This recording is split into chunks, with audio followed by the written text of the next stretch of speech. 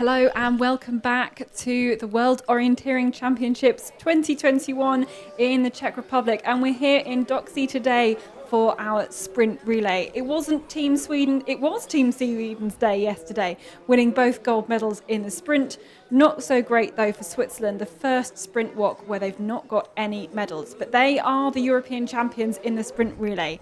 Will they be able to take the title away from the Swedes?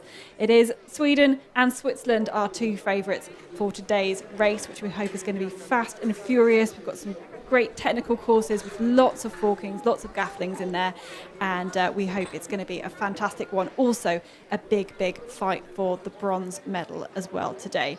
It's looking like a glorious evening in Doksy, perfect for racing, and we hope we'll see some fast and furious action in a kind of more of a standard terrain than we saw yesterday for the individual sprint race, but it's certainly hopefully going to throw up a few challenges as well with the use of some artificial barriers. Again, we've got about 2,000 spectators here in this arena, and they will be cheering on their nations for this first of the two relays here at the World Championships.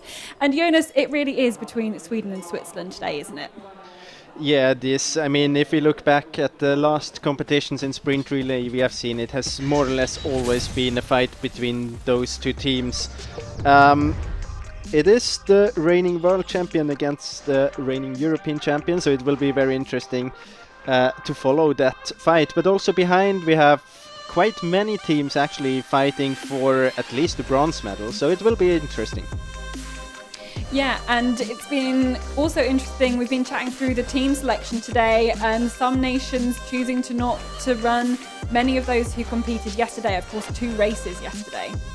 Yeah, it's interesting to see. If you look at the men's race from yesterday, we have from the top 10 only Kasper Fosser running the relay today, and if we switch to the women, actually 8 of 10 runners in the top 10 are running. But it shows. The real sprint specialists, they skip this race today, or they're not in the teams at least. And I think it really shows we've actually got a lot of strength in depth in particularly the top nations, that their runners are so close together that they can afford to be able to swap runners out and in and still come up with medals. Yeah, it's either that. You have these very good teams or broad teams like Switzerland and Sweden, and then if you have smaller teams and runners from those nations like Tim Robertson, for example, he doesn't have a team. So then it's the good teams. They have many runners and they can choose, and if the team isn't that good, then maybe the runner will just prefer to run the individual distances. Yeah, exactly. And with a full program here this week, it was meant to be a forest-only World Championships. When the World Championships were cancelled last year, then they added these 2 sprint disciplines in. So there's 5 races plus 2 qualifiers over this week, and to compete in the full program is a lot. It's very demanding, so you have to kind of try and work tactically. But let's have a look then at the maps. Jonas, do you want to talk us through it? Yes, it's very different from yesterday. We have the same kind of orienteering as we had yesterday in the beginning, but we will have it the whole race here.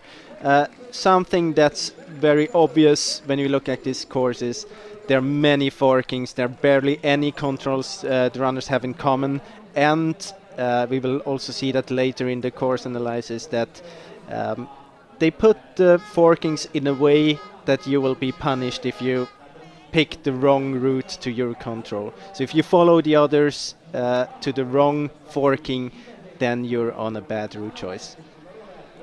You see here arena passage, and that's the way where the women's and the men's course split up. We have to the north the men's option, and to the south the women's option. And also here many forkings. Something quite special and interesting we will see here, control 1920 and especially 2021. They will have the same controls on this option, but they will face each other, so they will have it the other way around. That's something I haven't seen at least before in any of the sprint relays.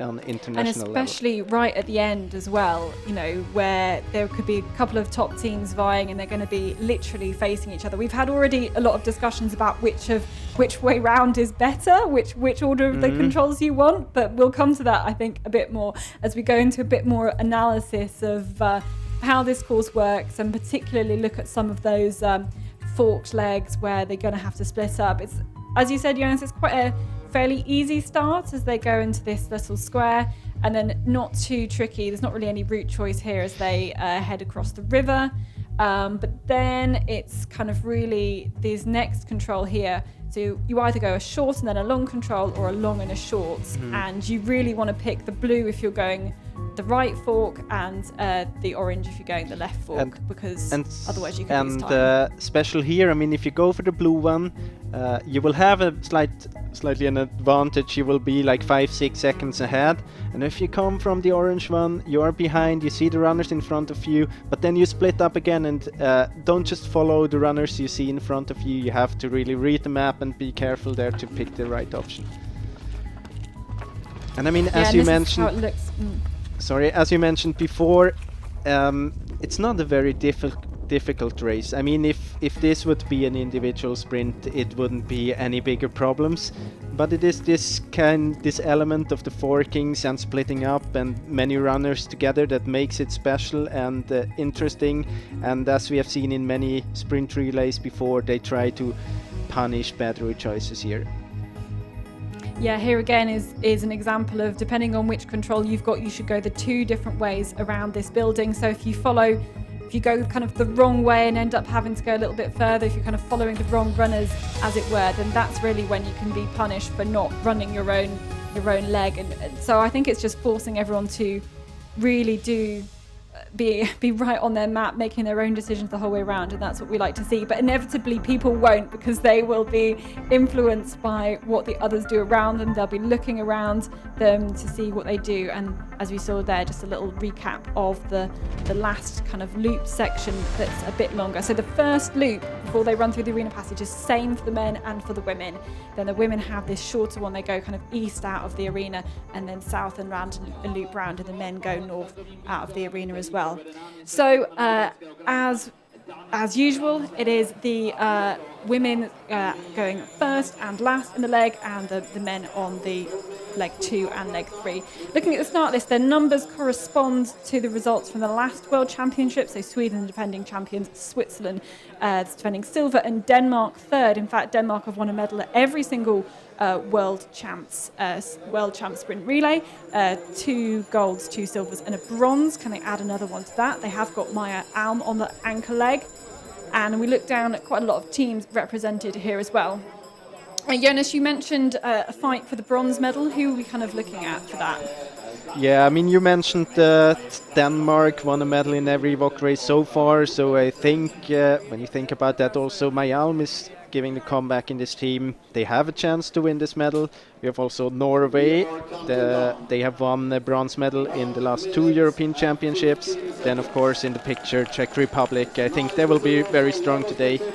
And also, I would like to mention the British team. I think they can perform very well today. They had Alice Lees doing a great race yesterday, and I think they are strong. 1 minute per start. Yeah, Alice Leek was 4th yesterday, and they've got Ralph Street coming into the team. And the Brits, we don't really know kind of what the British form is. They weren't able to have a team at the European Championships because they were only able to get 3 runners actually there to the start line. As we see, so Simona Abersold will be leading the Swiss out, and Tove Alexandersen will be leading out the Swedes. And putting Tove Alexandersen on first leg, that's a real tactic for the Swedes, isn't it? Yeah, it is. I mean, it's very clear that they want to make a difference from the very first second. If I look into this starting group and the runners running here, I wouldn't be surprised if she would be able to make a gap, and maybe together with Simona Abersold, but it will be very hard for the others to follow the speed if she has the same speed as yesterday, at least. Okay, so they're ready on the start line for this World Champs Sprint Relay, and there we go. 26 nations, they see all their maps.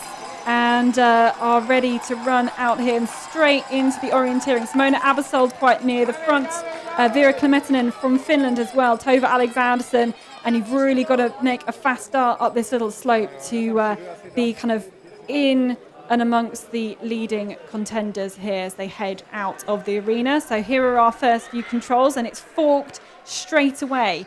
And I believe our controls here are on some kind of Czech cartoon characters. So they've got, there's 4 different controls in this square, and they've got to punch 2 of them.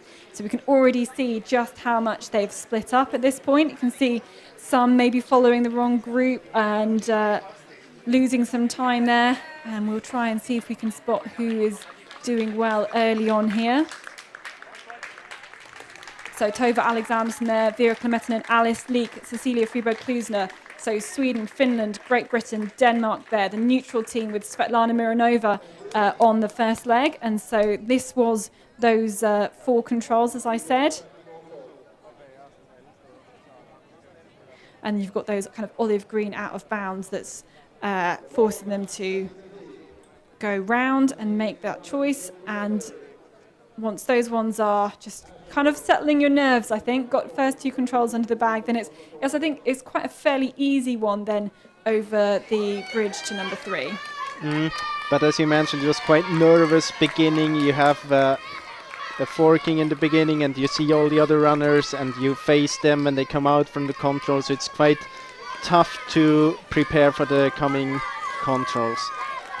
So we've got all the ones we'd expect in the lead. We've got Switzerland and Sweden right up at the front. We've got Finland there. So Tova Alexanderson leading it out. And as we were saying that, you know, she's already got a gap, but the only one able to keep up with her, Simona Abersold. Those two going to be seeing a lot of each other. We've got Norway here with Victoria Heistad Bjornstad on the first leg. Finland, Great Britain, Denmark are in there as well. I think probably Estonia, the Czechs are in there too.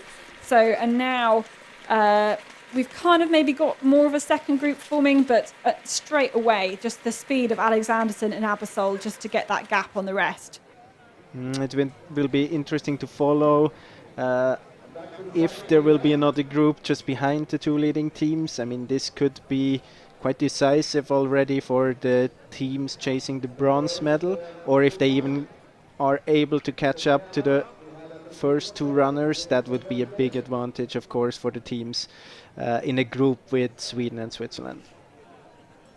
Do you think we'll see many mistakes here today? No.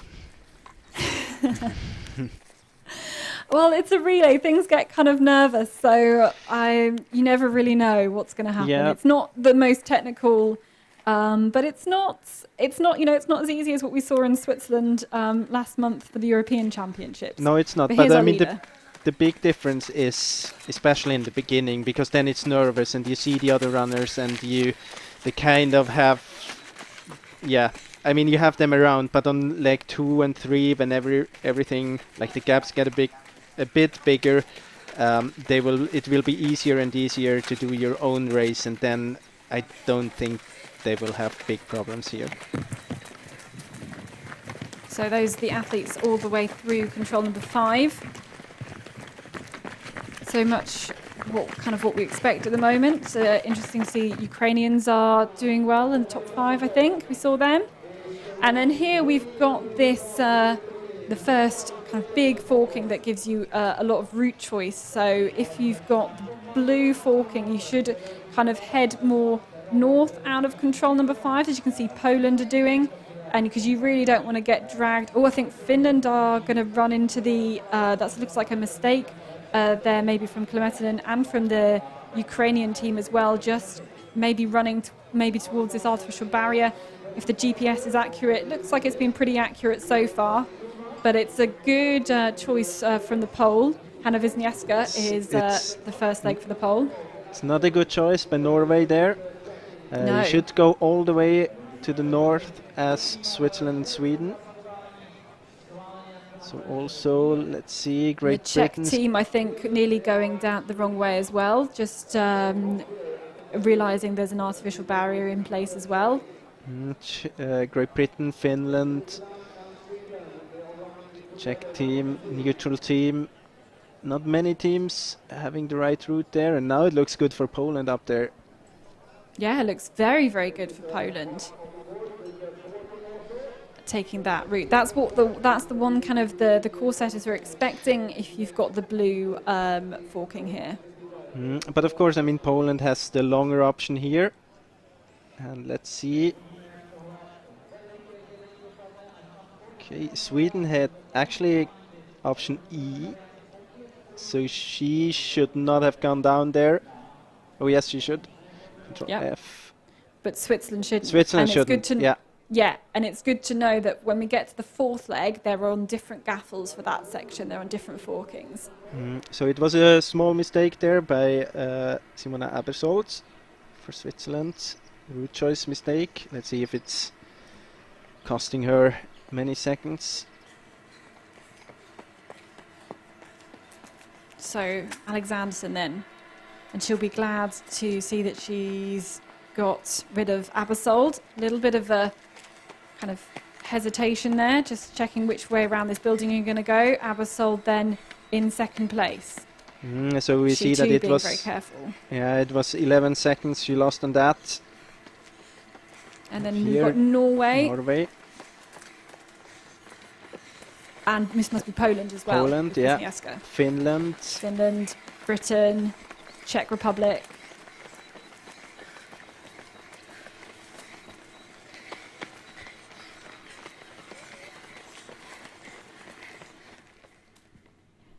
But the Danes, Danes are one of our contenders. We just saw Klusner through there, so she's 12, 43 seconds behind. You want to keep an eye on there. And the French team as well. They've got a strong kind of second part of their team. When looking over this is a school, and we can kind of see some of the runners here on our drone shot. We've got these artificial barriers in here, and this is quite a tricky part of the course to make sure you go right the correct way around here.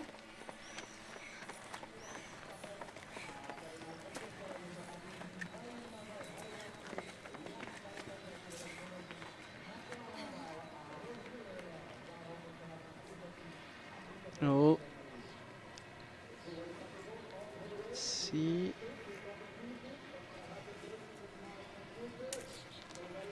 Maybe not quite right for Switzerland, maybe losing some time.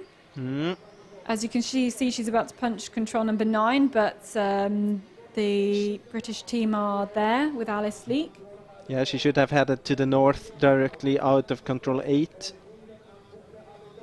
Which she looked like she must have done, and then she headed north and then, went through that little gap and then round the south section of the building. And now the gap for Sweden is huge already. Must be around half a minute now. So it was 11 seconds at control number 8. We will wait and see, as we can see a lot of the teams crossing the football pitch.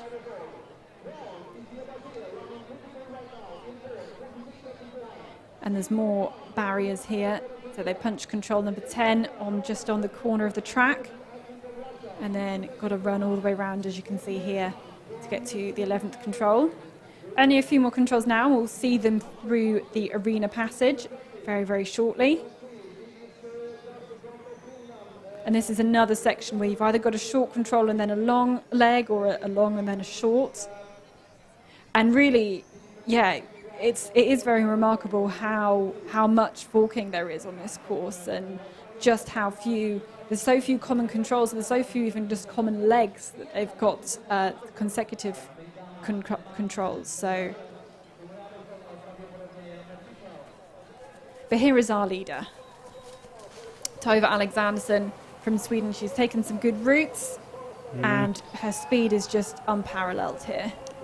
But it's not only the speed, as you mentioned. I mean, she made very good decisions here in the beginning in this first part. I think she took the right route choice to all of the forkings so far. And if you compare this to Simona Abersold, I think she did it. Yeah. But then I'd say that Tove Alexanderson had the easier one. She didn't have the one that was a bit trickier, that where you had to go north out of control number 5. So I don't know. But I don't really. I mean, they don't have both options on the map, so they don't really see that. But I mean, it's for her. It's easier because she was in front.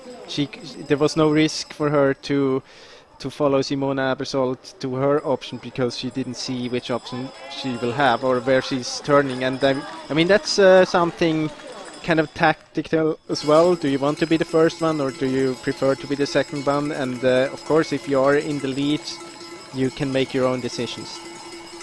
Well, the second one here is Abersold, and you know, she was almost caught by a few of the others, and I think has managed to get a little bit of a gap there. But we've got Finland, Norway, Czech Republic, France and Isia Basse have managed to catch up a little bit there, with the Brits back in 7th. So Isia Basse managing to climb a few paces from when we last saw her back at control number 8.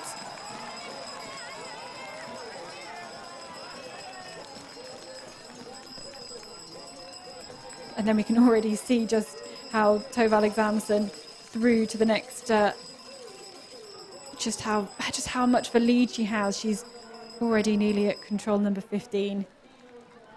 But this is also interesting and another example of where you're going to pay the price if you follow the runner in front and not make your own decisions, because what Simona Abersold is doing for Switzerland is exactly what she should be, but it's very easy if you've got you to kind of be pulled in the direction that a lot of people here are going, and that's actually a little bit longer.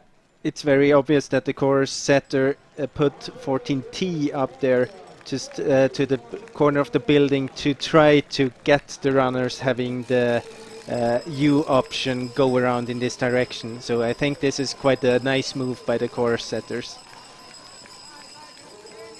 Yeah, and a lot of those with T here are going that longer way around. Again, Hanna Wisniewska from Poland has got the right choice there, although she wasn't really surrounded by other people when she was making that choice as to which way to go. Alice Leakers looks like she's done a good job at this point.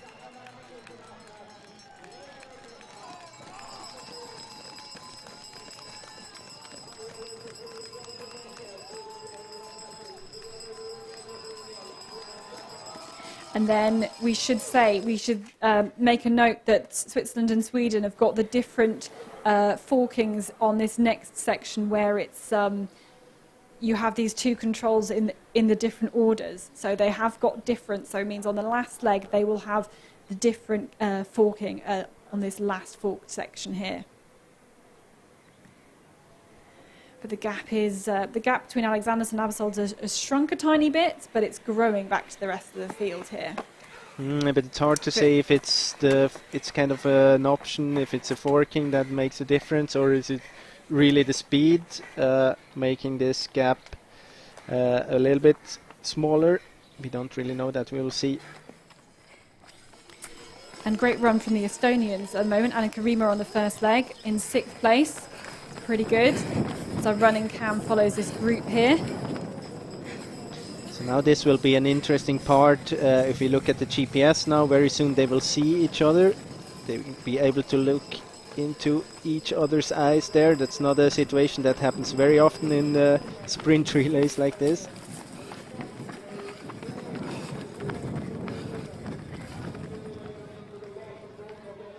And I mean, the runners, they don't know that this happens here, so it can be kind of the feeling for Simona Abersold that, like, did Tove Alexandersson do a mistake there?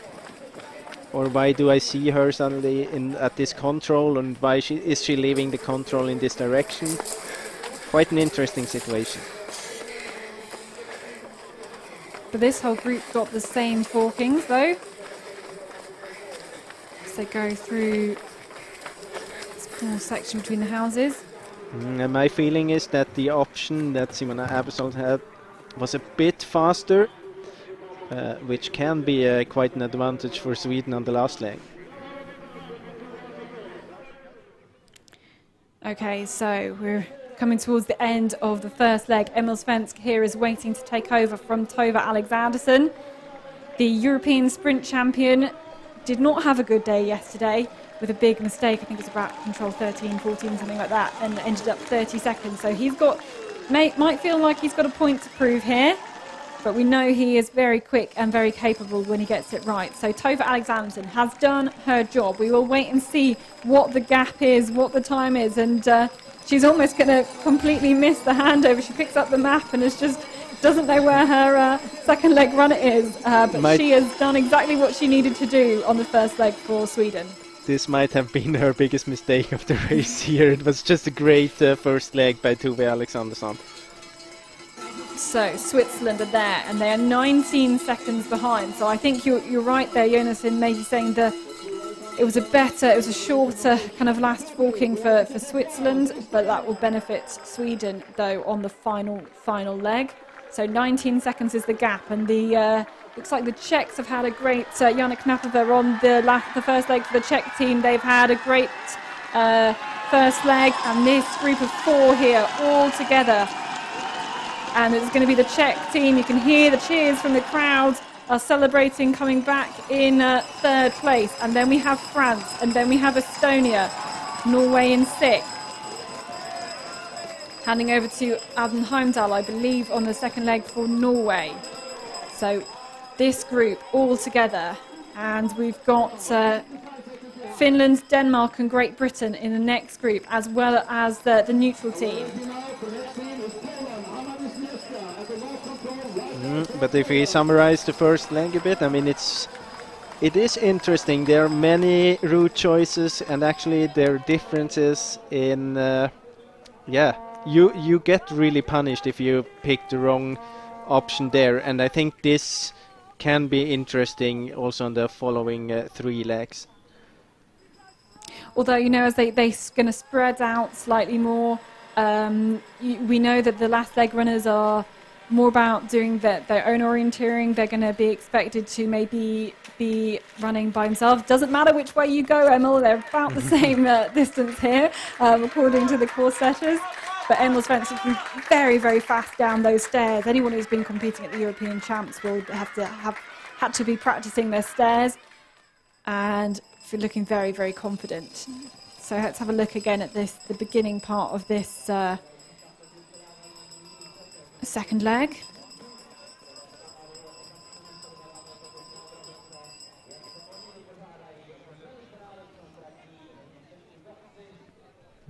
No problem. And it looks like the Czechs have made a good start actually there. Milos Nikodim, I think you can see there on the second leg for the Czech team. The French have Frédéric Tranchon, I believe.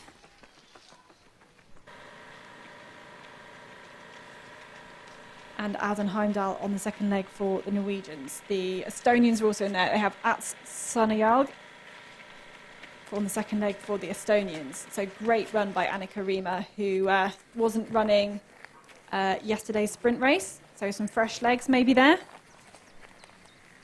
Here's the 5th control.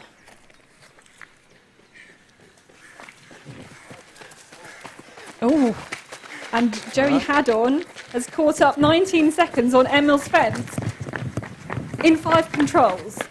Wow, yeah. Okay, he's made a really aggressive start.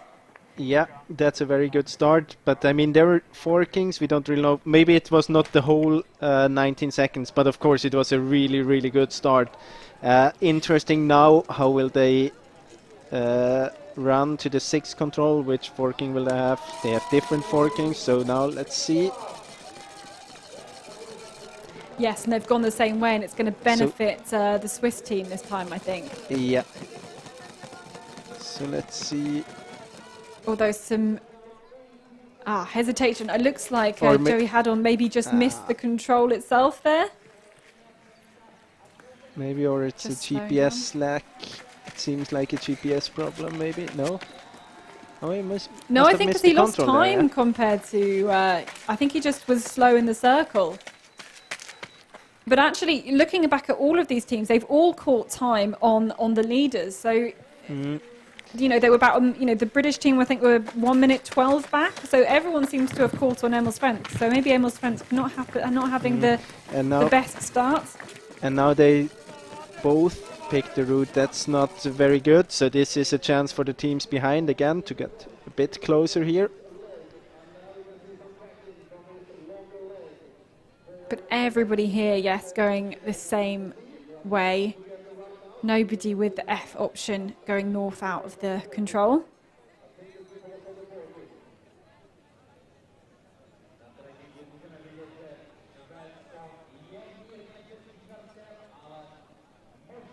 We will, of course, see them again at control number 8.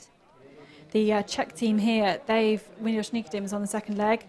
He's some fresh legs after not competing in yesterday's individual sprint, making the right decision here.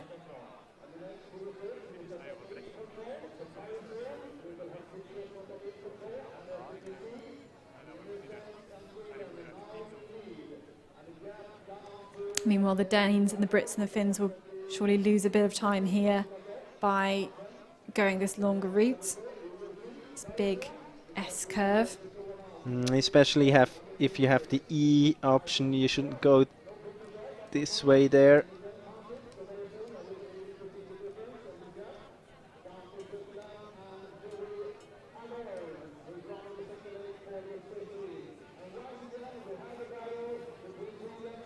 So Emil Svensk, we can see, has punched the that 8th control. We've got the splits. We can see that Joey Haddon will have punched that as well, but we didn't quite get the time difference between the two.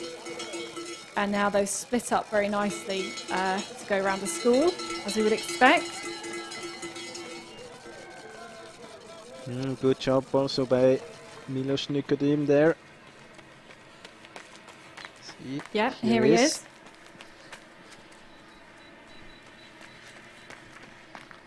So I think it's still catching a few seconds. So we haven't had a Swiss team punch there. Here are the Norwegians. He should have been there.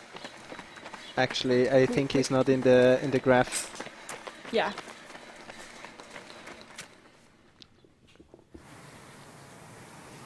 And the Danes pulling up a good few places as well, with Søren Trane Erdem on the second leg for the Danish team. Mispunched yesterday in the final on his WOC debut. And now we see again this drone shot over the school and seeing some of these artificial barriers. We've got the 10th control just on the bend of the track down at the bottom of the picture. That is a common control, so they'll all have to punch that one. But there's some good high fences and sections of olive green that they've got to try and avoid. So we have a punch there at that control number 10. Although that looks... Oh. I know they're going back through the school to go rounds and down to maybe the closer 11th control.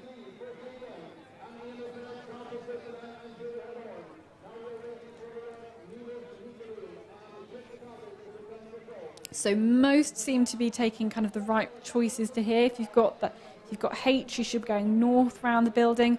If you've got G, you should be going around the south part of the building. But the neutral team from Russia, the Ukrainian team, going the other way there. And I wonder if it's almost been designed for Switzerland and Sweden just to always have the different gaffles, because the different forkings, because it really seems to be that way at the moment. I had the same thought, but well, let's say it's randomly.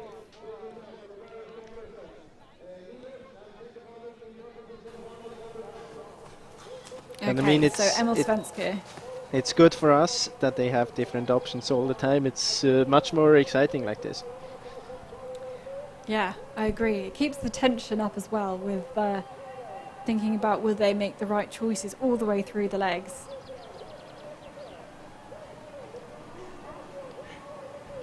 So we know Emil Svensk already through that. So this is the control. This is in this little re-entrant, number 12, and then they'll shortly go through the arena. You can hear the sound of the arena as Emil Svensk, despite being caught by Joey Haddon, maintains the lead for the Swedish team. And it's just a big up and down here for Switzerland. I mean, they were 19 seconds behind after first leg, then he was in contact already at the 3rd or 4th control, and now it's 24 seconds behind again. And you can see he's had to turn the map over, having another look. And the British team then are going well at this point. They've managed to, in fact, Ralph Street's managed to overtake Milos Nikodim. So that's great. Ralph, of course, with a bronze medal from the knockout sprint last year, a couple of years ago in Switzerland. And he's got the WOC logo shaved into his haircut, which is a choice. But Ralph Street there into a bronze medal position for the British team. Milos Nikodim 7 seconds behind. So it looks like Ralph Street has had a great run. You say it's a choice. I think it was a mistake. I'm trying to be kind, okay? Maybe I agree with you. So the Czechs there back into 4th place. The Danes also in the mix, and the Norwegians. The Finns actually dropping a little bit here with Akseli Rohela on the second leg. But yeah, with Denmark and Norway still in the mix. And now we're going to see this first part, this kind of extra section for the men's legs. Let's make it a little bit longer as we see Milos Nikodim just passing the camera. And here again, you've got these artificial barriers in place. That means that they've got to kind of go quite a long way around. Oh, hello. Mm-hmm. Sweden is going out back there again. Could have followed. No,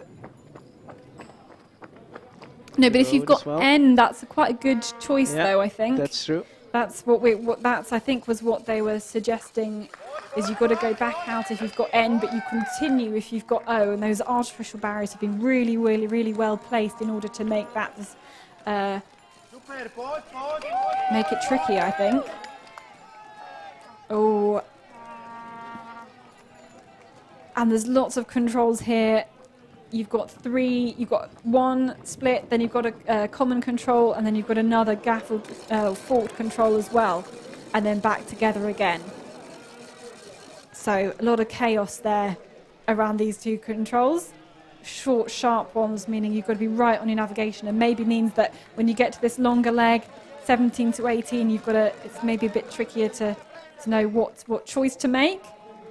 But we do think if you've got N, then you want to go back out of the control and you want to go west. But if you've got O, you want to keep going and do exactly what Switzerland and Sweden, they've demonstrated what we think are the quickest routes here.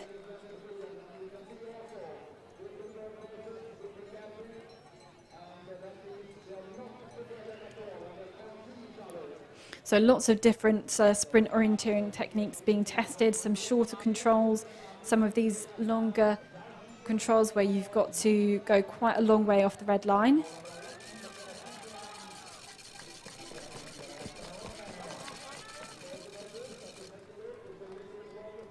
So it looks like the Czech team have not chosen the best route for them at this point. But we're back into someone's washing line here for this control. And Emil Svensk there still in the lead, just checking the routes out. And we'll try and have a look, see what this gap then is back. The gap was 24 seconds at control 13.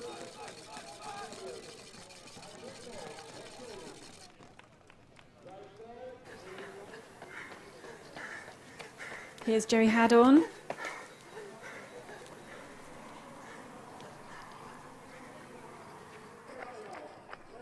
Maybe you've got to say much better pace from Emil Svensk here. He may have been caught by Jerry Haddon at the 5th control, but he's had the better race overall, much better race overall.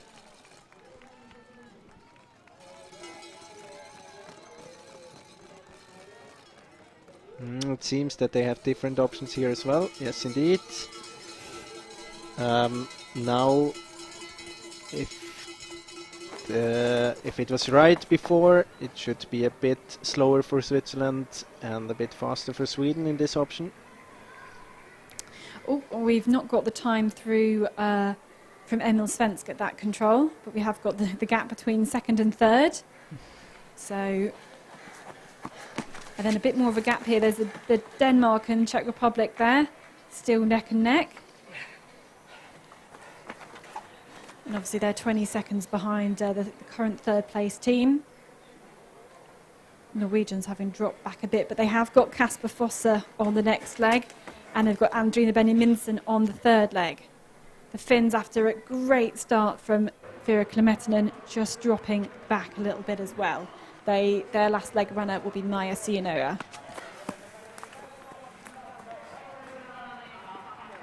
So back with the leaders. And we've just got the last few controls now to go before Emil Svensk will hand over to Gustav Bergman. Fresh set of legs here. Having not raced yesterday's individual sprint.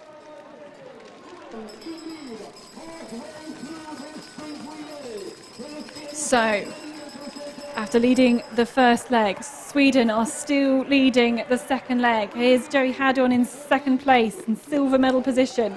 So they get the handover all right this time. Emil Svensk over to Gustav Bergman.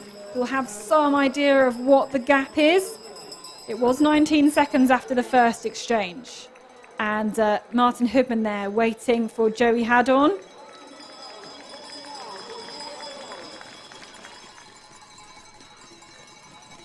And the gap has grown here. Now Martin Hubman is very experienced on the sprint relay teams. He's got 3 world champ sprint relay medals. So he's got a lot of work to do here to catch up the 31 seconds back. It would be very interesting to see what happened to Emil Svensk there in the beginning, because I mean he was running such a good race from control 5 until the end of the race. He almost, I mean, it's hard to think that he didn't do a mistake there, because his race, his speed was great, and he had a very good race in the end. So maybe he did a small mistake there to control 5. And Ralph Street proving again that he is a sprinter as well as a forest orienteer. Has picked up 6 places for the British team, so 1:12 back. Great result for him. Hands over to Peter Hodgkinson, who was 14th in yesterday's sprint race. So great leg there for Ralph.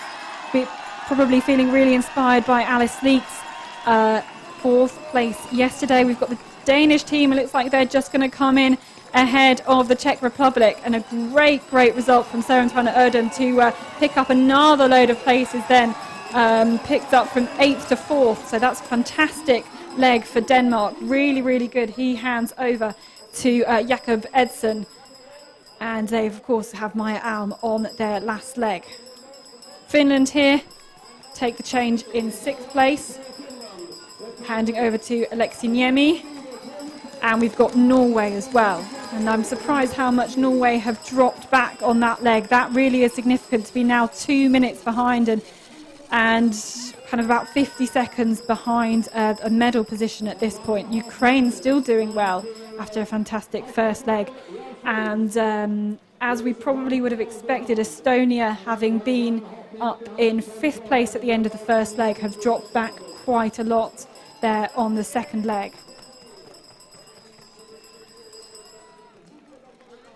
But here we are again live at the beginning of the third leg.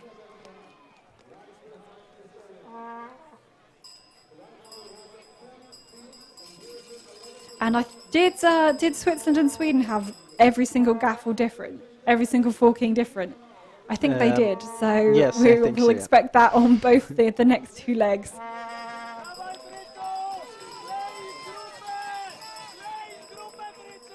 There might be some comments about that from teams afterwards. But here, coming down the steps, we've got Wojtek Kral, we've got Jakob Edson in 4th and 5th position. And they'll see a lot of each other, I'm sure, around this course. As they cross over the river, come back up this slope. And you've just got the first few controls underway. Nothing too tricky to start with.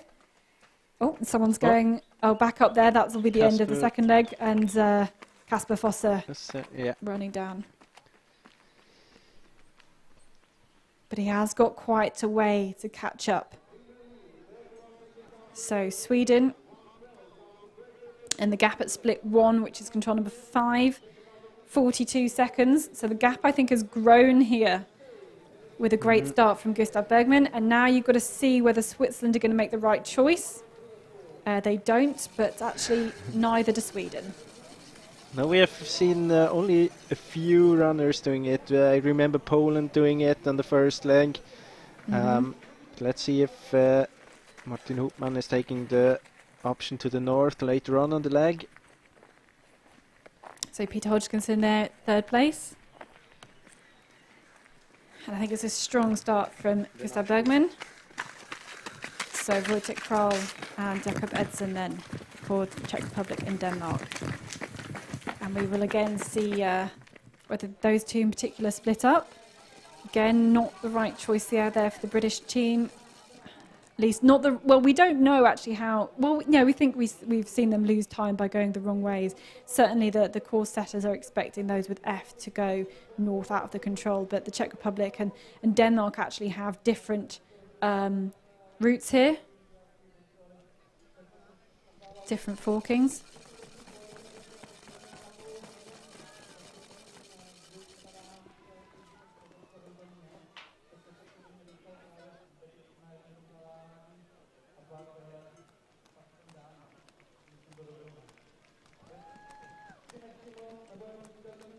Good choice there by Great Britain. Norway. And by Norway as well. And by Norway, yes. And also Czech Republic. Now, of course, they see each other there, so it's a bit easier to pick the right one. But here the leader's Gustav Bergman just punching. He's got to be careful not to go in any of the out of bounds sections. No, they're all nicely taped off. Great start by Gustav Bergman here. No hesitating, or at least no mistakes in the route choices or bigger mistakes. So yeah, I mean his lead is just growing. Would you count that as a hesitation though, coming out of this control? We'll see how Martin Hoopman does it. Much better. Kind of. He was not really prepared, but at the same time, I mean, he's in the lead. He might know that there's a gap, so he might just double check it. Is it really the fastest way to go this way around the corner? So it's, I mean, it was 1 or 2 seconds. It's not a big problem, big hesitation, and he was not moving too much when when reading the map. So I think that was totally okay. Yeah, you've got different tactics really play out on the sprint relay, and Gustav Bergman just knows he's just got to stay in that lead. And he knows the lead is quite a significant one. He's not seen Martin Hoopman out on the course, so we'll have some confidence there. And I think this is good here from the Czech team, catching up a little bit of time. But we have seen before that they had different options, and they went both not on the best option, Switzerland and Sweden. But it was a bit better for Martin Hoopman because he had this F control to control 6, and I mean the gap before was 42 seconds, now it's 29 seconds. But now I'd say that looking through to control number 9, the British team have got the right route choice there, but it's going to be a bit trickier for the Czech team who've got G. So that is tough. But look, we can see how quickly Kasper Fosser is. He's got the right route choice on this section, and he's also moving very, very quickly through here as well. In fact, so he's overtaken the Finns already, and I think a really good route choice out on that longer control has put him in good stead too. Yeah, I mean, he was starting with almost 2 minutes of a gap compared to Sweden, and now it's 1:28, so it was a great start by Kasper Fosser.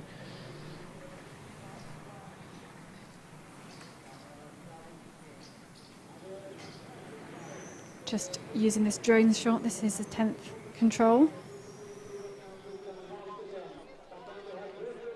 But we can see that Sweden are well on the way through to the arena passage. It's still about kind of 30 seconds, plus minus 30 seconds the gap. And that's a time, I think, taken at the 10th control.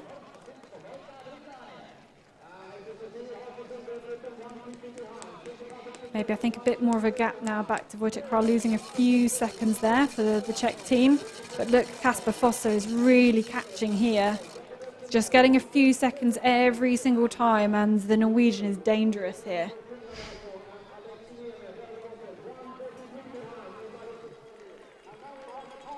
So Gustav Bergman for the leading Swedish team. They're still leading here on this third leg, going through the arena passage. And maybe he'll get a bit of feedback here that the gap is still about 30 seconds. Just kind of growing and shrinking as they make some small mistakes. But Gustav Bergman didn't run yesterday's sprint. Well, neither did Martin Hubman. And here he is for current silver medal spot.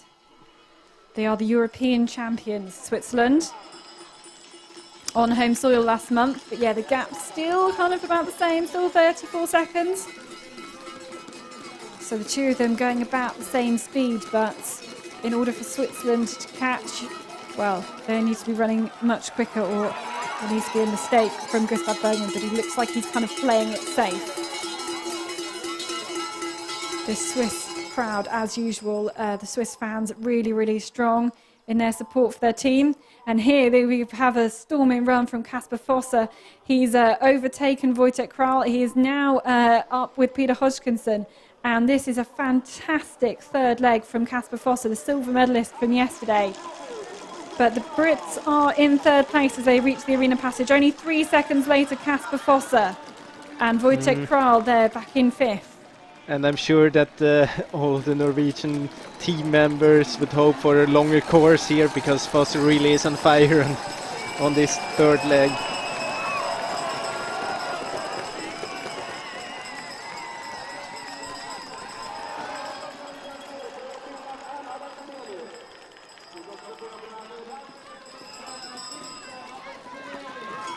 Jakob Edson here for Denmark, dropping a few places.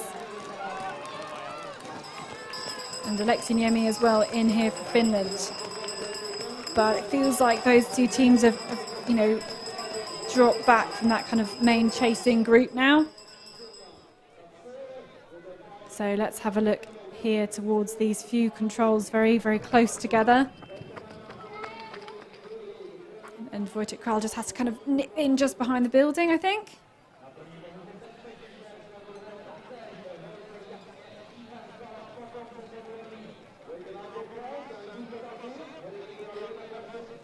Oh, I think that might have been a mistake from, it's hard to tell. No, I think it's just GPS is slightly different. But we see that Martin Hubman is following the same route as Gustav Bergman. Might have been the case. I mean, it's a very straight line there. You might have seen the back of Gustav Bergman and thought, yeah, just following more or less. Not the best option to his control. Now we'll see what these two teams on the picture are going to do. They both go straight on. The Norwegians team should probably have turned around. I think the British team have also on the end, but anyway, they choose to just stick together on this one. What does Wojtek Kral do? He also goes straight on. And I guess if you're looking at those two options and you know that nobody has come back past you in the opposite direction, then you're going to have the feedback that, okay, let's go. Everybody else in front of me has gone straight on. Of course, and said before, I mean, now they see each other's back, and then it's always tempting to follow. So now Martin Hubman has to cut over there to get back on his option.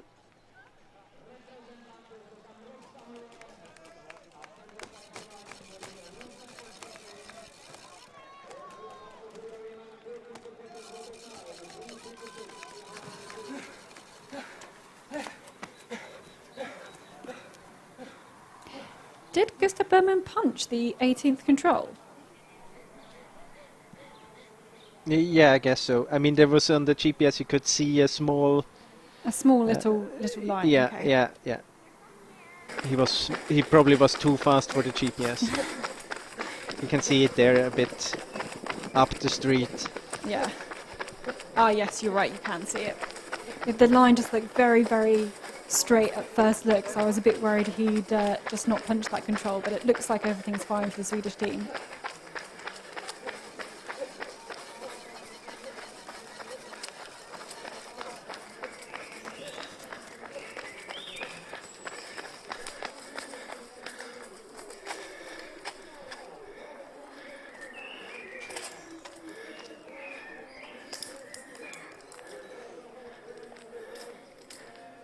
can see that they're in this park section, this playground section. And we've seen the first two teams through at the washing line. Control number 19. And Kasper Fosse there is in the third place. But he's not managed to get too much of a gap on Peter Hodgkinson. This is one of the teams from the second leg. And now we're waiting for Wojciech Kral, I think, will be in fifth place. Here he is. And I think he seems to be dropping back compared to the teams in third and fourth at the moment. But I know the Norwegian and British teams have the different forkings on the 20 and 21, where they will have the same controls but in the other order. But not much running now to go before they hand over to the fourth leg runner. Norway will hand over to Andrina Benjaminsen. Peter Hodgkinson and Great Britain will hand over to Megan Carter-Davis. It's quite a similar pattern here in this race as we have seen many races before. It is very decisive to have a good first leg, because if you remember, if we look back at the European champs, Switzerland got a gap early in the race and then it was very hard to catch them. It was like this in many races before. So once you have a gap and such strong runners as Sweden and Switzerland, then it's very hard to close the gap again. Yep, so Gustav Bowman handing over to Sarah Hagström. And great run for Gustav Bowman. He did exactly what he needed to do, which is keep the gap. And we'll see if he's been able to grow it in just a few moments' time. But yeah, it seems like he has grown it with Martin Hubman just coming into the park here. And we're waiting for third and fourth place teams. Rounding the corner there, and I think it'll be Norway. I think there was potentially a small route choice mistake with the British team following the Norwegians on that different forking. They'll have had to go a little bit further. So Kasper Fosse currently in the bronze medal position for Norway. And it was a great run by Kasper Fosse. He really brought the Norwegian team back into the medal race. He was 2 minutes behind on position. It was in position 7, and now he's up in the third position again. So very strong run by him again. Yeah, really strong. I think this is probably may well turn out to be the run of the whole relay. That's a fantastic result there. We've got the British team, I think, coming through. They've got Teresa Yanashikova on the last leg, but Great Britain currently in fourth, handing over to Megan Carter-Davis. They won 26 behind, and only 6 seconds after, Teresa Yanashikova will be really right on the hot on the tails of Carter-Davis. Finland and Denmark hand over together, and we have seen Maja Alm come back from from all sorts of places, all sorts of positions to get medals for the Danish team. So it's never a bad idea to have Maja Alm on the last leg of a Danish relay team. Yeah, especially if we think back in 2018, it was quite a similar situation there. They were quite a lot behind after 3 legs, and then she did it in her impressive way. She came back and won this bronze medal for Denmark.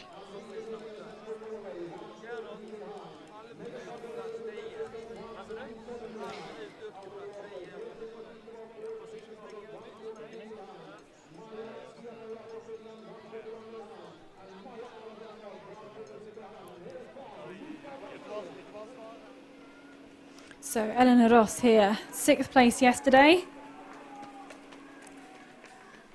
And she has to be kind of careful. I mean, if she loses a lot of time here on the route choice, we see Andrina Benjaminsen already in the picture. She can lose the silver position. Yeah, and it looked just like from the GPS there that the Norwegians were closing, and you can see from that shot that Andrina Benjaminsen will be able to see Eleanor Ross in front of her. So that is that could really be an interesting battle to see if we have one for silver. There's 4th and 5th. And then a bit of a gap here back to the 6th place. Here's Maya Alm. So she's already overtaken the Finn, Maya Sianoya there on the last leg. And Maya talking a lot about how she's done more non-training days than training days, with struggling to find motivation and also then a concussion injury too. But she's still got that raw speed that allowed her to take the bronze medal yesterday.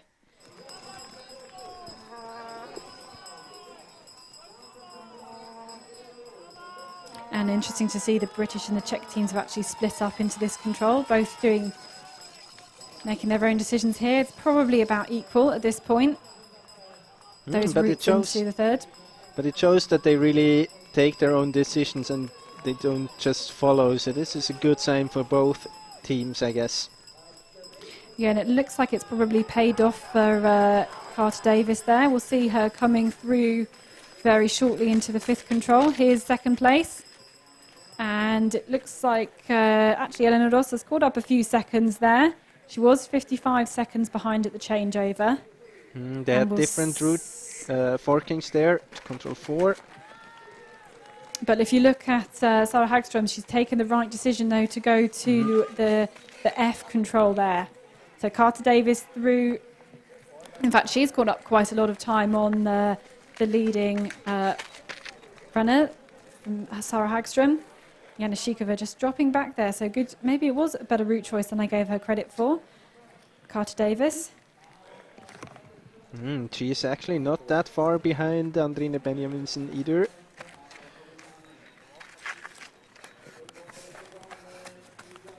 Maya Alm there, I think also catching a few seconds.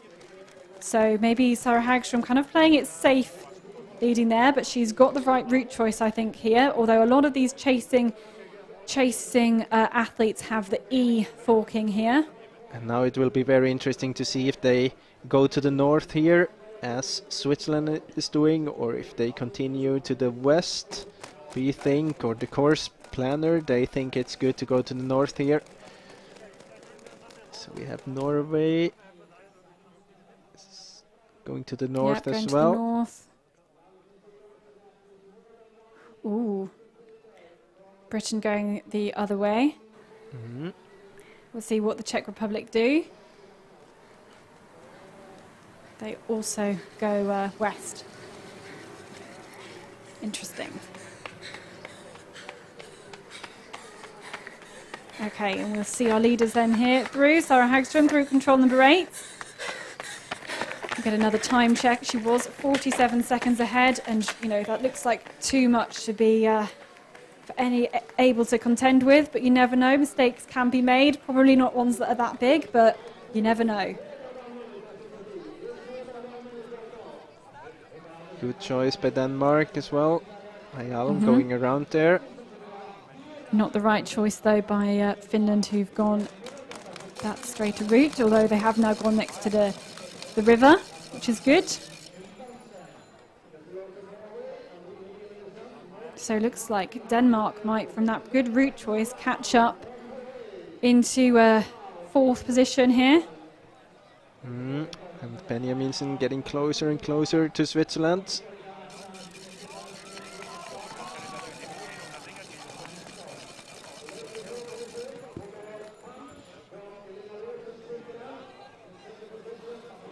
So it's a minute back then to Elena Roos between the top 2 teams. That gap having grown again.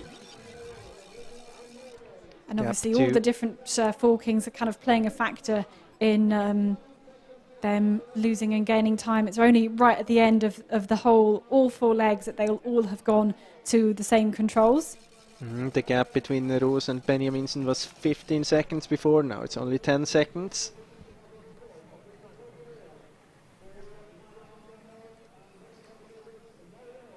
And then, equal 4th place there for Carter Davis and Maya Alm.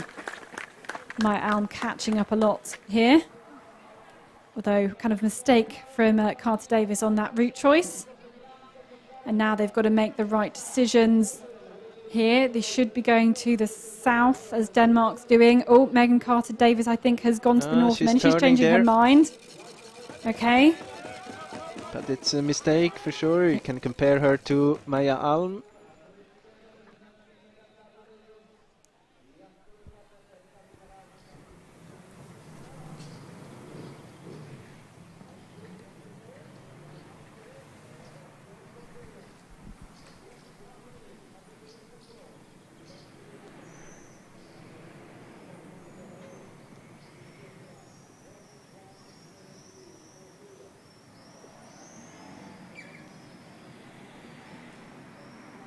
And it's hard to make out all the runners here on our drone shot, but we know they are all going through these short, sharp sections with all these artificial barriers. Gives you a kind of indication of the challenges in this particular area of the course. And look at the gap between Norway and Switzerland. It's very 3 tight seconds. Wow. We didn't think we'd see this. We thought we'd see a really a battle maybe between Sweden and Switzerland for the gold, and we'd expected our battle to be for the bronze medal, but not for the silver medal. And it's very exciting to see Benny Minson catch up on Elena Roos, and Maya Alm there punching in 4th place. Looks like she's got a bit of a gap, as we saw that small mistake from Carter Davis.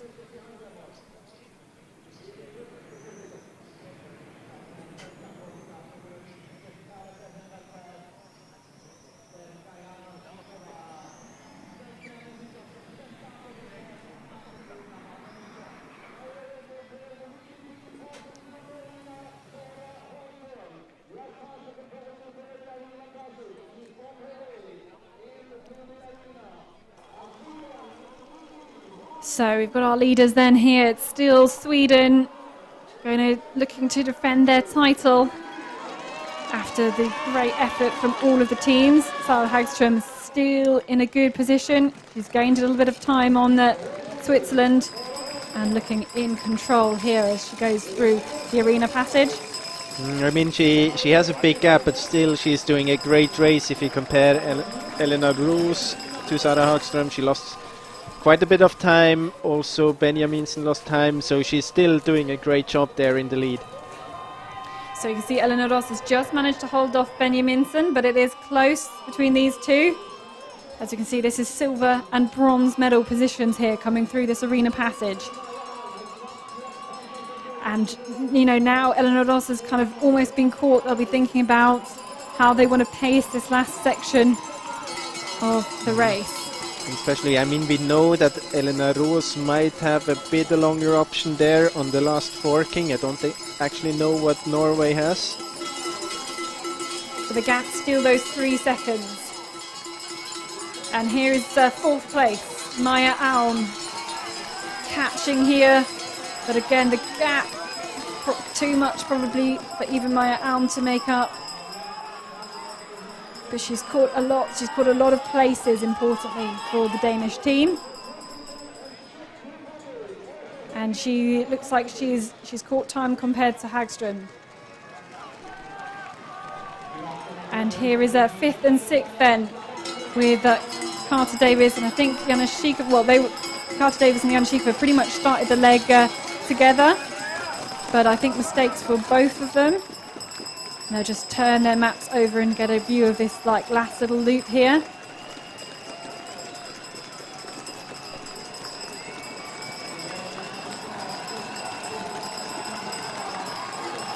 And I know the Czechs are desperate.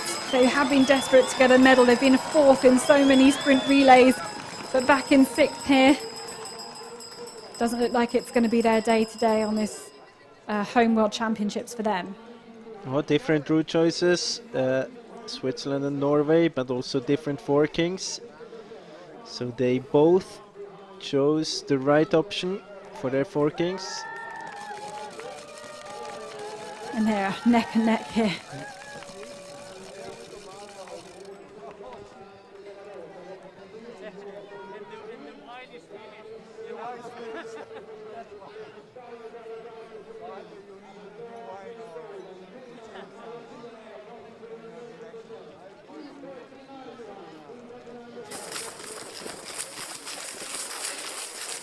So back again with the leader.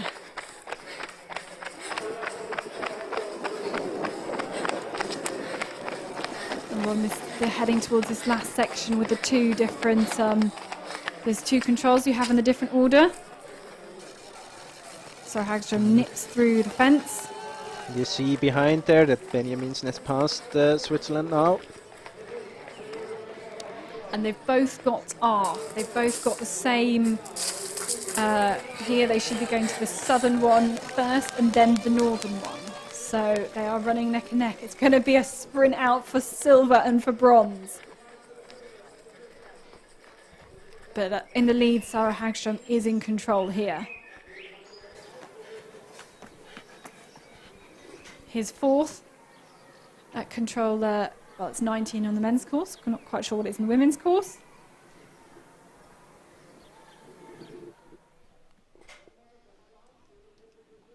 And as you can see, Great Britain and the Czech Republic still 5th and 6th. Carter Davis just punching there, 20 seconds behind 4th, but only 5 seconds back to Janashikova for the Czech Republic in the 6th spot. So here's the battle for silver and for bronze. And Andrina Benjaminsen has got ahead there of Elena Ross. Both of them ran yesterday. And Benjaminsen looks really strong here.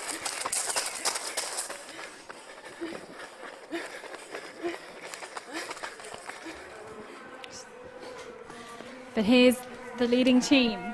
Pretty much job done then for Sara Hagström. She's only got one more control to go.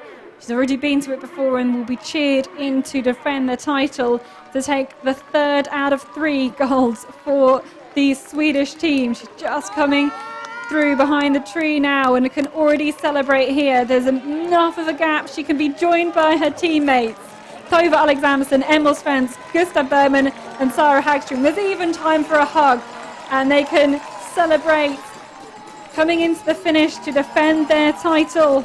They were beaten by the Swiss at the European Championships in Switzerland, but they have managed to take the victory here with really a fantastic route all round. But I'm more interested in silver and bronze, and here it is. Here is the fight out for these two medals. Andrina Benjaminsen has got it, but Elena Ross is fighting hard, and in fact they're coming different routes around to that control, and Andrina Benjaminsen has got that flow and she's got that speed, and it looks like she is going to be taking the silver medal for Team Norway. Bronze goes to Switzerland. And what a great run from Andrina Benjaminsen on the final leg for Norway, helped out massively by that run from Kasper Fosse. And of course that's the best result that the Norwegians will have had on a sprint relay as well on this world stage. So fantastic results, fantastic runs for particularly for 3rd and 4th leg for Norway. Yeah, I mean, if we look back, Kasper Fosse started 2 minutes behind the leader, and he did just a great race, bringing them back into the fight, and a great final leg also by Andrina Benjaminsen, who really believed in her chance to win this silver medal and fight it all the way into the finish. Great run again from Maya Alm on 4th leg. It's going to be her first sprint relay without a medal, but she's probably going to be quite happy with that. And here's 5th and 6th, and Teresa Janashikova looking pretty good here. She's got to try and catch Megan Carter-Davis, and I think Megan's not that confident. She just looked behind her, seeing if she was going to be caught by anybody else. I don't think she had the belief that she was going to catch Janashikova there in the final part. So the Czech Republic get 5th, not the medal they desired, and Great Britain finishing in 6th place there. Another great sprint finish. Janashikova just thanking the crowd, and she looked like she was just more confident coming through that last section. The two embracing at the end, but yeah. But the race by the Swedish team, I mean, they had a great start from Tove Alexandersson. Not totally unexpected. I think it could have been a fight between Abersold and Alexandersson. It seemed that they physically were about at the same level, but Abersold had too many of these bad decisions when it came to the route choices, and it seemed that Tove Alexandersson just picked the right ones all the way, and then the other 3 ones, they didn't have an easy task. They had to they had to work, it sounds a bit strange, had to work with this lead, but they had to work with this lead and maybe adapt it tactics as well, but they did a great job all the way, and very well-deserved victory here. It was a great race for all 4 of them. Yeah, I've got to agree. It's not. There's a lot of pressure. There can be a lot of pressure on you when you when you know you're starting with such a big gap, and you know that there is still the chance of throwing it away with any sort of mistake. You've really got to have a clear head. You've got to change your tactics, as you said, and because you know there's world-class runners behind you who are going to do very quick things, exactly like we saw from Kasper Fosse. Disappointment here, you think, from the Swiss team? Yes, I think they're a bit disappointed. But to come back what you said before, especially when we remember back Emil Svensk, when he was caught by Joey Haldon, it looked, I mean, for us, for the spectators, it looked that it might turn around again, it might change, but he's just stayed cool, kept going with what he was doing, and that's not an easy moment for an orienteer. When you get caught, you know that, I mean, he knows that his lead was about 20 seconds, and then you got caught at the 5th control, but I mean, he did just a great job after that. I think the Swiss team not happy with their performance. I think all of them did some bad choices at one point of the race. Maybe they were, I mean, when you're so far behind after the first leg, you try to give everything, and you might take some risk you wouldn't take. At the same time, they're more or less alone doing their own job, so you can't really say that they were just following like the decisions of the leading team either. So I think it was just they didn't really come into this race, and yeah, I mean, in the end it would have needed almost perfect races to beat the Swedish team today. Yeah, I totally agree with you. A shout out to the French team there, finishing 8th. They've climbed up a lot from 13th 3 years ago when the last sprint relay was held in Latvia. I think that's a reflection of parts of the developing French team, with Cécile Calandry again on the last leg. We'll just have a little look through then the GPS replay. This is starting from the first leg, of course, where the two Switzerland and Sweden managing to get a little gap right at the beginning. Yeah, I mean, it was very clear that they were very strong, both of them. But then here it started, not the best decisions for Switzerland, a very good decision for Sweden. It continued with this to the 9th control, and adding up those decisions, it's about kind of the same as yesterday. It's okay to take a wrong route once, but it seemed that it was 2 or 3 times here in this race, and so she lost quite a lot of time.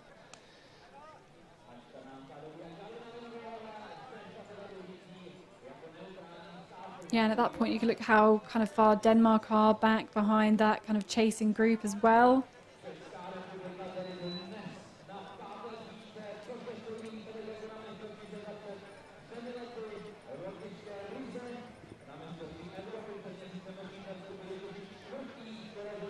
I mean, it's not. They were not really bad races. There was a mistake there, I think. There was a mistake there from Alexanderson. She was going to go.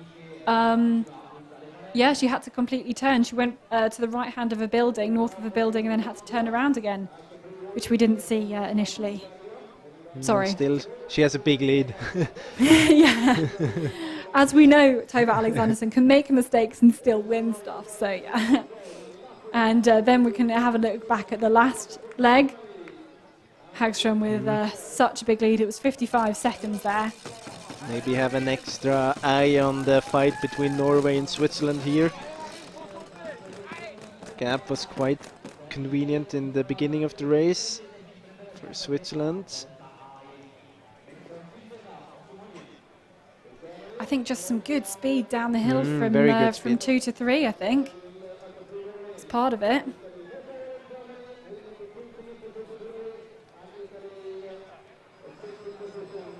And we also need to watch for Denmark overtaking lots of teams on this leg, where Maya Alm correctly identifies what we think is the best route choice here. Not very good for the British and the Czech teams on this route choice.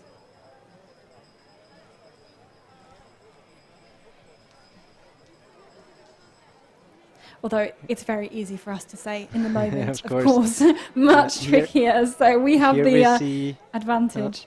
here we saw the mistake by Megan Carter Davis on this last leg. She was heading into the wrong direction to the night control, and soon we have the point where we for the first time had Norway really in contact with Switzerland.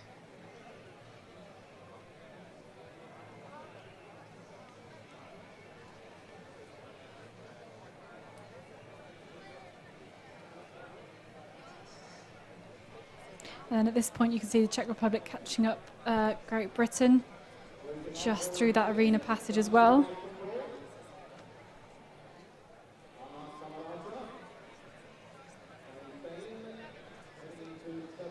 And here for the first time Benjaminsen ahead of Elena Roos, and from here it seemed, you looked at the pictures, it seemed that she was very confident and pushing very hard, no hesitating to let maybe let Elena Roos take the lead and to just follow or anything. She really believed in her strength and was pushing very hard, and she wanted to decide this race here, or at least the race for the silver medal, as soon as possible, and she didn't want to let Elena Roos come back into the game again.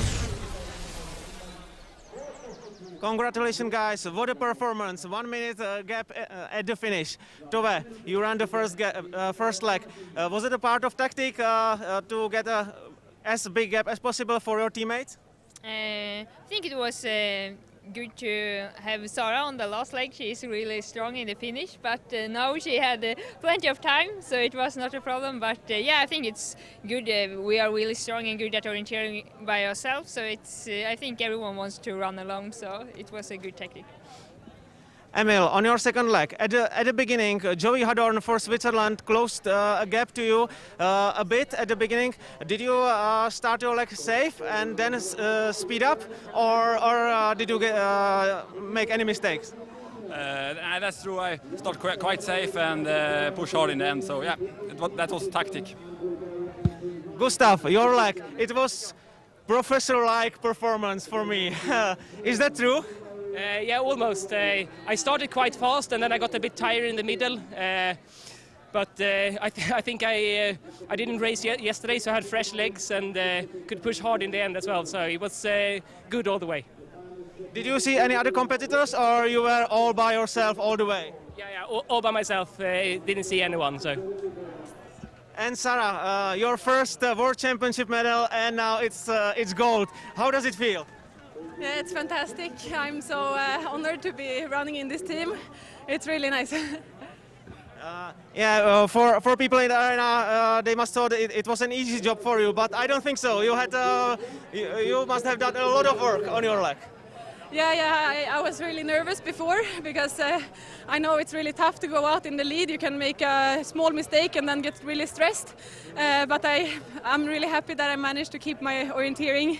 And it was fantastic to run in here with the Czech public and such good organization and everything. Yeah, I believe it must have been a fantastic feeling. Congratulations one more time. Enjoy your day. Thank you very much. Happy faces all round for Team Sweden, taking the third of 3 possible gold medals here. And yeah, great to hear kind of Sarah Hagström reflecting what we were talking about just there about even though you've got that gap, there's still a lot of pressure going out in the lead, and knowing that others have the potential to catch you, and that if you make a mistake can cause a lot of stress there. But we just look through those final results here as we go back through some of the teams. But performances of the day, Jonas? I would say the whole Swedish team was just awesome. If I would have to highlight one single runner, Kasper Fosser did a great job on his leg, and maybe the decisive runner was Tove Alexandersson again today. I mean, she opened the gap. That's what they could play with later on in the race, and as I said before, it was very often the case during the last few sprint relays that once a team had a gap bigger than 30 seconds, it's very hard turn it around again. Yeah, that's true. As we watch some of the highlights of today's race, you almost know that when you've got a big enough gap, you can put in a few extra safety seconds to get the orienteering right, and then it kind of means that you don't make as many mistakes that you see being made under pressure. And it's really when those runners are together that you see more of the mistakes made or the less optimal route choices. And I mean, as Tove said, they are all great orienteers here, and if you would take this to an individual sprint, it takes a lot to lose half a minute on 15 minutes running. So once you have a gap 30 seconds or more, it's very, very hard to turn it around for the other teams if you don't miss as the leading team. Yeah, but we just see the Norwegian change over the end of Kasper Foss is there. I mean, yeah, fantastic silver medal for Norway. I think it shows how much their sprinting prowess really has developed over the last 5 years or so, and that is I think a real testament to the strength of the team and the strength of the individuals there as well, to be rewarded with that silver medal. I believe we're going to be showing you the flower ceremony very, very shortly here from Doksy to reward those teams in the top 3. And really a reflection on the course today. I think maybe when we were looking at it first, we thought actually maybe it's quite simple. I think it turned out to be anything but. Yeah, it's always hard to say. I mean, it's a sprint relay. I still think if it would have been an individual sprint, you would say it's okay, it's not very hard, there are not that many long route choices. But the thing is, there were so many forkings here that it feels that all the way it was kind of a nervous race. You had runners from the left and runners from the right. You could never be sure which direction the other runners will head. And that was kind of, I mean, it was part of the plan of the course setters, and I think they did a great job here. Maybe they would have wished for a closer race, but I mean, that's not their problem. We have seen it was a lot of up and downs, and actually runners lost 20-30 seconds from time to time, so great job by the course setters. Yeah, well, it was close apart from for the winners today, so then there's not really much you can do about that. But taking the bronze medal today, it's the team from Switzerland: Simona Aebersold, Sherry Hadorn, Martin Hübmann and Eleanor Ross.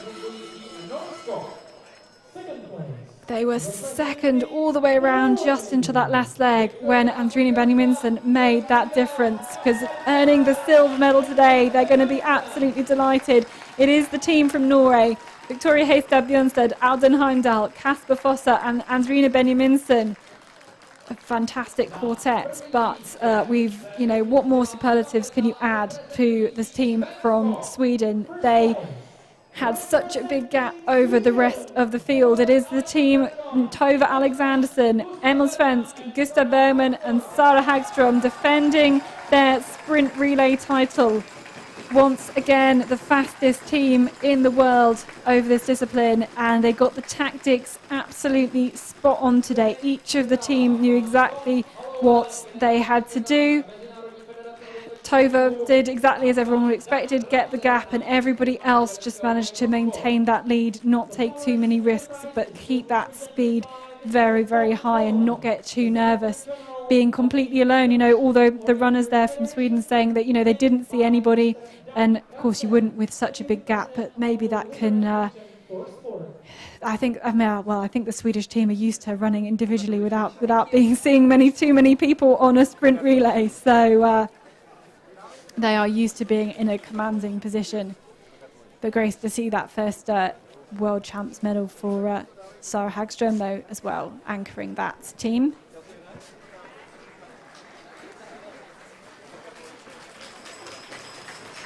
So they awarded all of their prizes, their flowers. We will have actually the medal ceremony for both the sprint and the sprint relay later on this evening. We're not going to take that, but I'm sure you'll see some pictures very, very shortly on the social media from that official medal ceremony. And then I guess we look forward to the rest of the week. Of course, these two sprint disciplines were never initially intended to be part of this World Championships, but it was fantastic for the Czech organisers to be able to add them to the programme when last year's World Champs were postponed. But we do now head towards the forest and some very, very special terrain that I know a lot of the runners are very excited about. They've been trying to prepare as much as they can in the conditions over the past year and a bit to be able to perform well first in this very rocky and bouldery middle distance that we'll have, and then hitting the very special sandstone cliffs for the long distance and the relay. We will have the middle distance with again 2 races in one day coming up on Tuesday. The qualifier first with top 15 to qualify from the 3 heats to make it through to the evening's final. We will be bringing you the final but not the qualifier, and then we look towards the relay and then long distance towards the end of the week, ending with a brutal long distance with there being a lot of climb. I think I need to do some maths and figure out if it's the most climb we've ever seen in a long distance World Championships. May well be up there amongst those. What are you, Jonas, what are you looking forward to for the rest of the week? Oh, actually, I think we will leave it there, though. And thanks for watching. We will be back with you on the middle distance on Tuesday. Yeah, see you. Bye.